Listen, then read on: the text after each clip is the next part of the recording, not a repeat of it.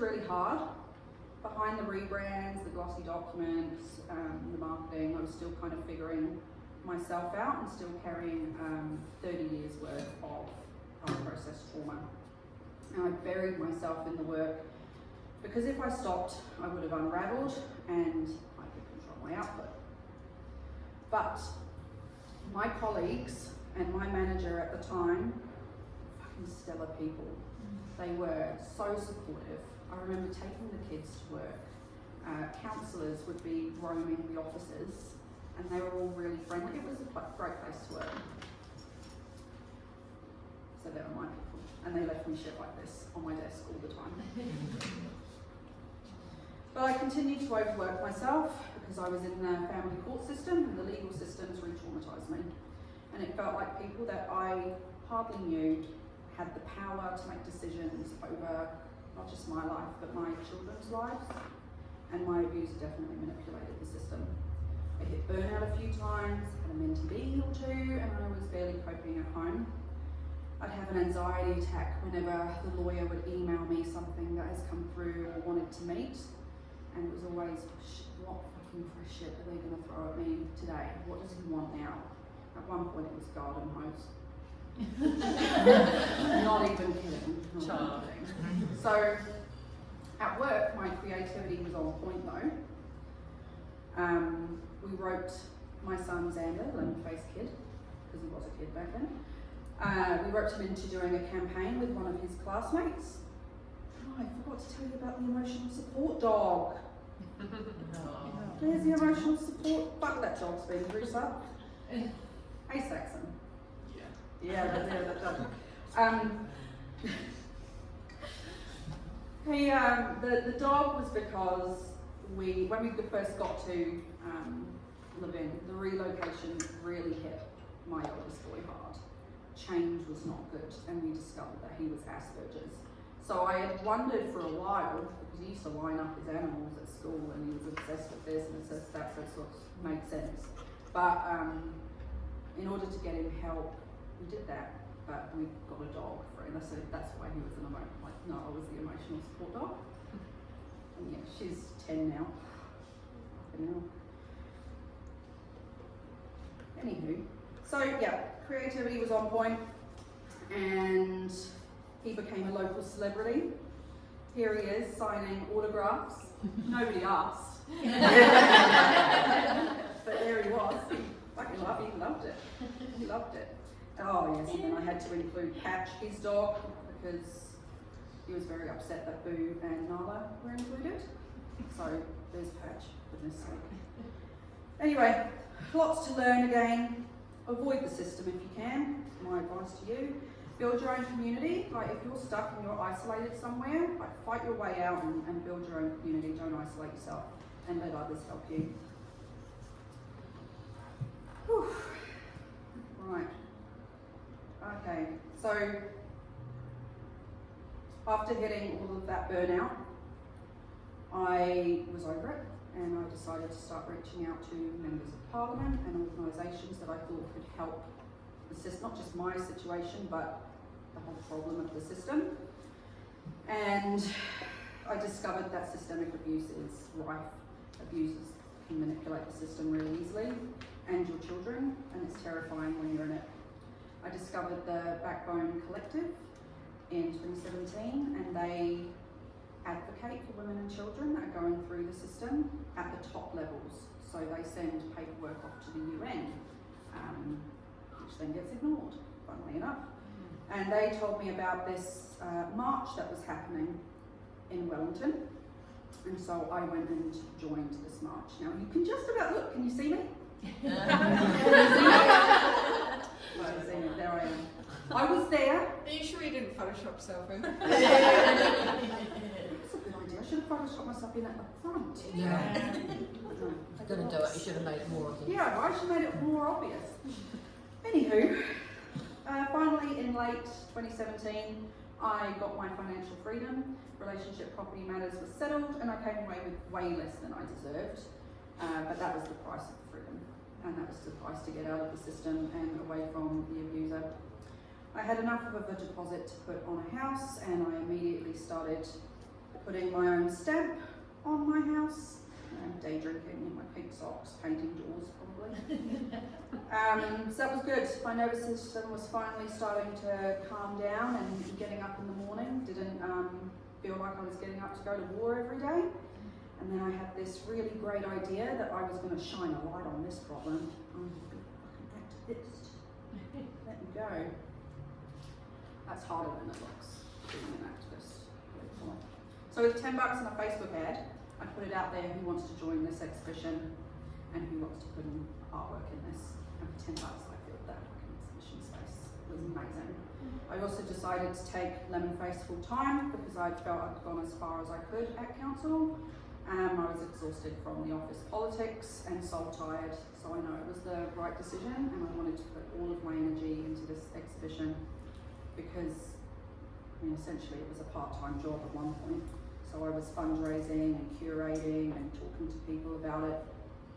So armed with a small army of epic humans in my corner, we all went and put on the No Shame, No Silence exhibition, and it brought women together to share their experiences. I put a few pieces of artwork in there, about 6 I think, and this bottom one we took to Parliament. It was in collaboration with Backbone Collective, and we collected stories from women and children all over the country, and we added it to these three mannequins of a woman and her children, and then we dropped those off to Parliament. And then nothing happened. As it so often does, and it's very, very disheartening. Curating this exhibition meant confronting my own shit though, and it wasn't just about showcasing survival stories, although we did that very well. It was about holding space for my own, and it took everything that I had, and eventually it cracked something open in me. When it ended, I had all the plans in the world to take this thing national, but my body said no more. One day in January, where are we, 2019? Yes, 2019. My body kind of said enough was enough. I couldn't get out of bed, I didn't know why, and I had no energy, everything in my body felt heavy, but in my head I was fine. I was raring to go, like, let's get this shit done, let's go and tell some more stories. I had things to plan, but I couldn't understand why my body had pretty much told me to fuck myself. So somewhere along the line, my brain and my body stopped talking, the trauma was being ignored, it was backing up, and my emotions were put in a box. My brain was no longer in the driver's seat, so changes had to be made. I found mental health support locally, and a business coach, Lorraine, unicorn of sorts, and I told myself that it was finally time to do this. I had to make the time, the space, and let some of this healing begin, because otherwise I'm never going to get back to work. I had to commit to that myself finally. But it was also a year where I learned that giving back didn't have to be all-consuming. I'm very black and white sometimes, so it's all in on this full-time exhibition or it's nothing at all. And working with Lorraine, I figured out that actually I could still do my part and look after myself in the process. I don't need to go as big. So I volunteered my design skills to the Backbone Collective because they're the ones that are trying to stop it at the top and bring it down. And I wanted to help out in any way that I could. I may or may not have also said fuck this shit and pissed off to America and give my inner child some joy. I really love in this picture how I'm more excited about that than my niece. Facts. So I'm ticking along. I've learned some stuff. Healing should always be a priority. Totally agree with that now, looking back.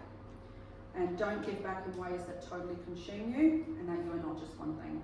After I did that exhibition, I realised I'm a creative, not just a graphic designer.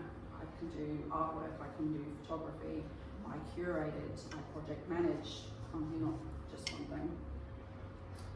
So yep, chucking along, healing journey has begun. The business is ticking along, I've got some kind of rhythm again, and then 2020 happens, and I didn't have that one there bingo card today. And like most of us, I think COVID sort of stripped away the illusion that we all had control of anything. We're all a bit panicked, all a bit anxious. But luckily, existing working relationships I had turned out to be helpful, and I ended up doing a lot of COVID comms for Wellington and our district. and it was enough to get by, and I was working from home anyway.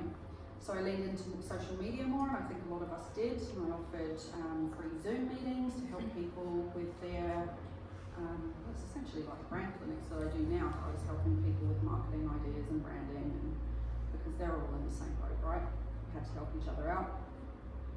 And then after COVID, I was determined to find some sort of security and stability, but this time in work, not a bloke. And I decided more corporate clients were needed because that's where the money is and that's where the big budgets are and they can afford me. So on the hunt I went. I had a bit of a plan. But in 2020, I was kind of missing my humans. Oh yeah, Chrysalis won awards that year. Oh, what about that? Yeah, I missed humaning. Very rare for me. So that's when I decided to move into the other side in Live-In with Helen and Carly. Extroverts, sometimes I regret my decision. They're an afternoon. Yeah, so that surprised me, and I went there. I was growing, I wanted more strategic work, more creative direction, more multifaceted projects. I wanted to grow, things were going well, and work showed up for me, and I was producing brand strategies and complex creative projects. But I was kind of flip-flopping. That's what me and Lauren worked on that year, was why are you fucking flip-flopping? You do this, do that. But society kind of expects you to keep leveling up and be ambitious, right? And I was stuck trying to figure out if that was a ladder I even wanted to climb. I never wanted to grow and be an agency, but I did enjoy all the collaborations that I was doing. And I did want more corporate work and more work in Wellington and bigger projects and creative management and all of that. But I mean, 2021 was a pretty cool year for me, actually. I look back on that year fondly. I did lots of fundraising bits and pieces. I played, I bought a camera, I did lots of collaborations. That was awesome, actually. Loved that year. Loved that for me.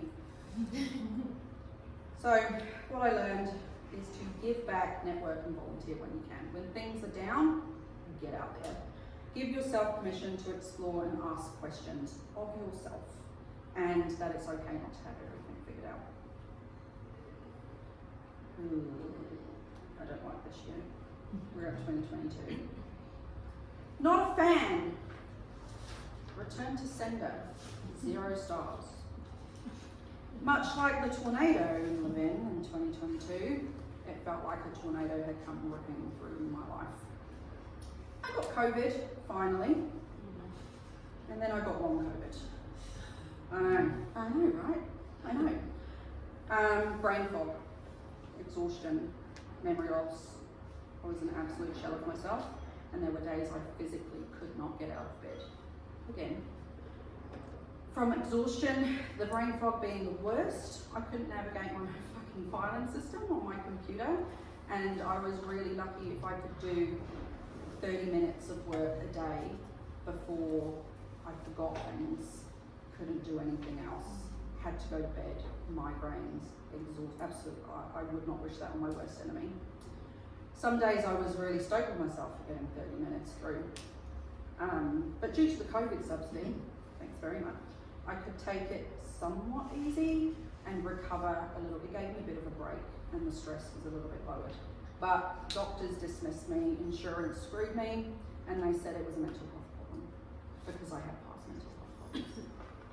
So I felt very alone, desperately trying to get my health back so that I could support myself and my children, and I had neither the capability or the capacity to even do that. And then the tornado ripped down the fence, nightmare with dogs, and the emotional support dog got cancer. Oh no, she's fine, she's still alive. But by far probably the worst thing that happened to me was that my 17-year-old at the time called me from school to come and pick him up in May, and he told me that he had planned to kill himself the last Sunday. And I said, well, why didn't you? He said, because it was Mother's Day. Fuck me. When it rains, it pours. This is when he turned 18, a few weeks later. This devastated mama did what all good mamas do, and is totally rally for that kid. and I called so many people over the next 48 hours to try and get my kid seen, and every string I could pull, I pulled that string. He's okay now. He's studying. He's fucking killing it, actually. But that moment gutted me, and it took me back to 17-year-old Sarah-Jayne. For this time, I was the mother that I needed for my kid. So it was a full circle moment, even though I couldn't fucking remember his name because of long COVID sometimes. But we needed something. We needed something sunny. We needed copious amounts of cocktails and something to look forward to. So I took the family, immediately booked a holiday, and we went to Fiji. But then, chaos follows me everywhere. Just when I thought I was catching a break, come back from the sunny islands, towards the end of the year, the universe had told my beard. And I had pain in the abdomen one night, and I put that down to a long COVID symptom because there was some weird long COVID symptoms at the time. That's just that, the doctors aren't going to listen to me anyway. And I ended up in absolute agony one night in A&E on the floor for 10 hours. And I felt that health crisis firsthand. Once I was finally seen, whatever was going on ruptured, and they didn't believe me. It took 30 hours before presenting in A&E before I got surgery. And that was, oh God, that was horrible. Thanks for that picture, by the way.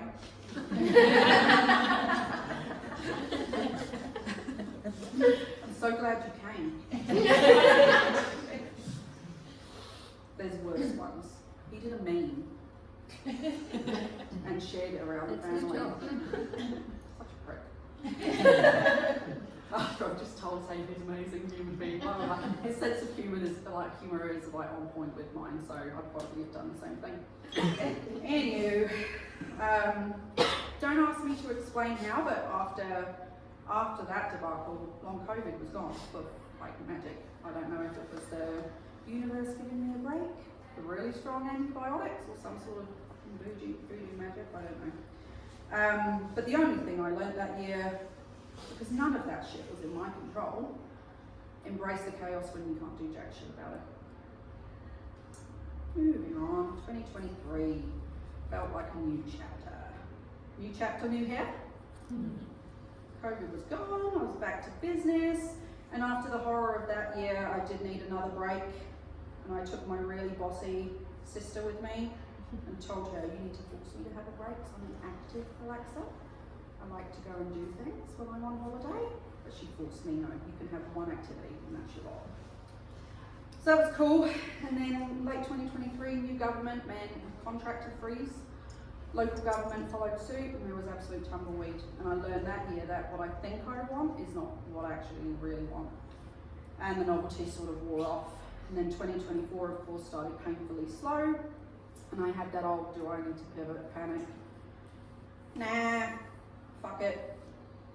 I had this sort of, I don't know what you call it, epiphany, maybe? I paused, I stopped panicking, I gave chaos my best lemon face, and I used the quiet to have a good think, because I had to go back to the drawing board. So I volunteered my skills, I built a new website, I got aligned on my packages, and spent some actual time in the business. And I got clear about what the hell that I wanted to do, and I wanted to tell stories, including my own. Here I am doing it, and I want to do good work for good people doing good things. It's that simple. So, what I have learned now is to be 100% you, and you'll be a lot happier, and know what works for you and what doesn't. At 40, you'd think I'd know that, right? Possibly. So yeah, what a hell of a ride. I'm still alive, I'm thriving, not just surviving. And somewhere in my 30s, I can't pinpoint quite when, I stopped trying to control the chaos, I started to embrace it, and when I leaned into what was me, the more I learned, the more I thrived, and the more of what I wanted started showing up in my business. And the work I'm doing now is paid work for Women's Refuge. Here's some of that stuff. Exhibition, artwork, background collective, community organisations, and I'm doing it not in spite of the chaos, but because of it. Because I get it, I I care, I've lived it, and I bring my experiences to the table, and it's like full circle moments, lots of full circle moments. This is my little basket of knowledge. When life gave me lemons, kept being weird, authentic, sweary, sparkly shoe self, I keep healing, even when it's inconvenient. I embrace the chaos, because now that I know what works for me, I can just go back to basics. That's cool. Question all these societal norms that keep coming up for me and ask myself, do I really want this, or have I just been taught that I want this? And define my own version of success. And that version of success looks like that. Like, that's mental. Pretty good. So here's some nuggets for you. Surround yourself with unicorns. I love a unicorn. The ones who show up as good friends. They showed up for me today. Great clients. Some clients here? No, I'll have words with them. Oh, you're a client. But you're also my coach. And you're next. Therapists and coaches. And the people who genuinely hold space for your mess and for your magic. A group of unicorns is called Blessing. How many of you knew that? Minimal, but now you all do. Be part of someone else's blessing, and don't compare yourself to others. Your success looks different to everyone else's success. Everyone thinks it looks like that. No, it doesn't. It's like that. Success looks different for everyone, and mine looks like wrangling chaos in sparkly shoes, lots of creativity, being a blessing, and adding to someone else's blessing. I would highly recommend that you go back and look at your own lives and see what you pick up from what you've been doing and what you can learn from it, some insight. It was really cathartic for me. A lot of tears, but it was really good in the end. Thanks for listening.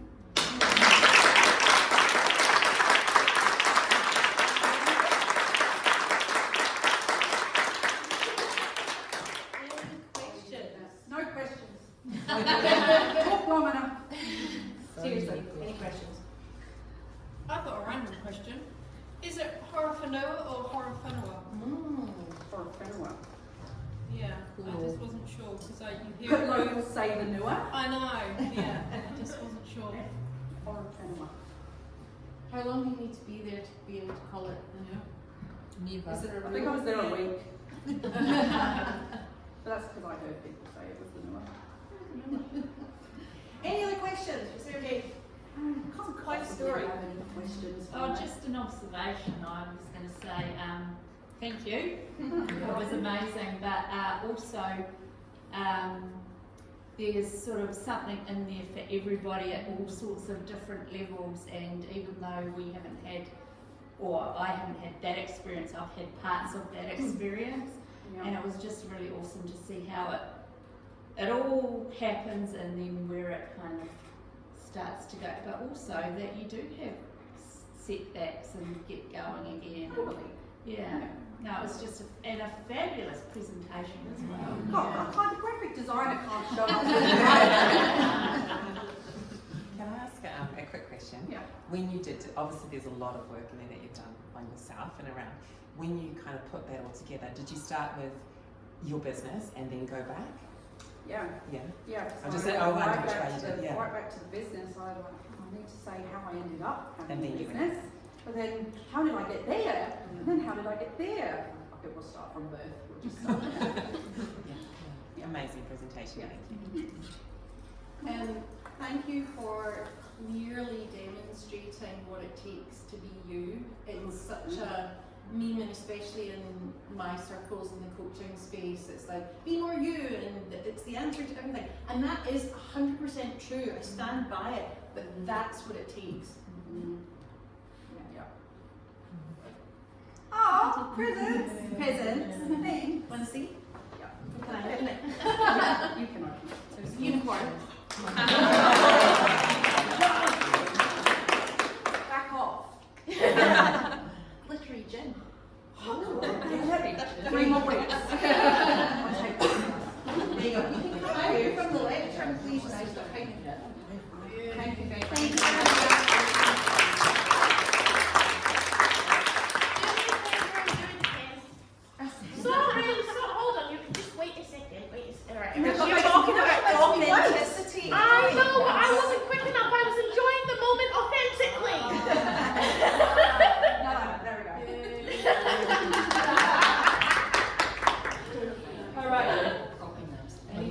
marvellous thing. And would you be my lovely assistant? Oh, right, 20 seconds. Alright, so. Super smooth.